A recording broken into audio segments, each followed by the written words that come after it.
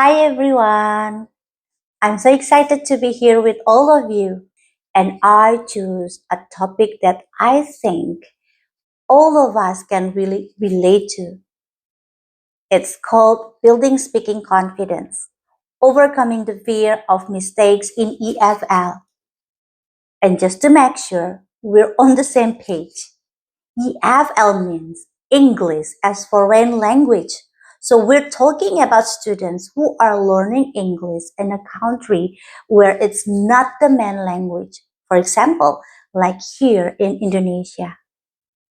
A lot of EFL learners are afraid to speak because they don't want to make mistakes. But the truth is that fear can be changed. And today, I'll show you how. Now, let's talk about why this topic is so important. A lot of EFL learners, including students we might teach, often stay quiet in class because they're afraid of making mistakes. It's not that they can't speak, it's that they're afraid of being wrong or judged or corrected too harshly. This fear can really hold them back. It slows their progress, lower their confidence, and sometimes even makes them stop trying. That's why I think this issue needs attention. If we understand what's behind the fear, we can do something about it. So now, let's dig deeper and look at where this fear actually comes from. Alright, now let's get into the real strategies. And the first one is all about encouragement. The goal here is to focus on effort, not perfection. When we give positive reinforcement, we show students that trying is already a win. Even saying simple things like, good try, or I like how you said that. It can really lift a student confidence. And don't forget to celebrate the small wins. Those tiny moments of progress are so powerful. The second part is about how we correct mistakes. Correction is important, but the way we do it makes all the difference. We need to focus on meaning first. Let the student finish their thoughts before jumping in. Then, instead of pointing out mistakes harshly, we can rephrase kindly.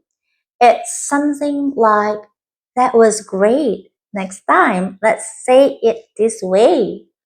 This small shift can turn a scary classroom into a safe space where students actually want to speak. And on the next slide, we'll look at how fun activities and peer interaction can make this even easier. All right, everybody, here's another powerful way to build confidence and make speaking enjoyable. Let's start with group and pair speaking. Speaking in front of the whole class can be so scary. Small groups or pairs feel way safer.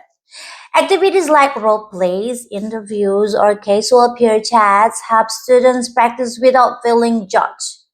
It's more relaxed, and they often don't even realize they're speaking English because they're focused on the activity, not the fear. And of course, let's talk about fun. When we include games, song, and storytelling, the mood changes. Fear starts to fade, and students get more engaged. The pressure is lower, and their confidence naturally grows. Remember, when students are having fun, they're not just learning, they're actually enjoying the process. So, to wrap everything up, yes, the fear of making mistakes is real and very common, especially for EFL learners. But the good news is that the fear can be reduced, and that's where we as teachers come in. We have the power to shape the classroom environment If we make it safe, supportive, and encouraging, students will feel brave enough to speak, even if they're not perfect.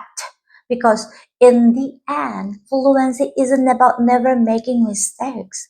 It's about having the courage to keep speaking, learning, and growing. Let's help our learners become not just fluent but also proud of every step they take. And I'll leave you with this. Don't be afraid to speak. Be proud that you are learning. Okay, everybody, that brings us to the end of my presentation. Thank you so much for your attention, and I really appreciate you being here.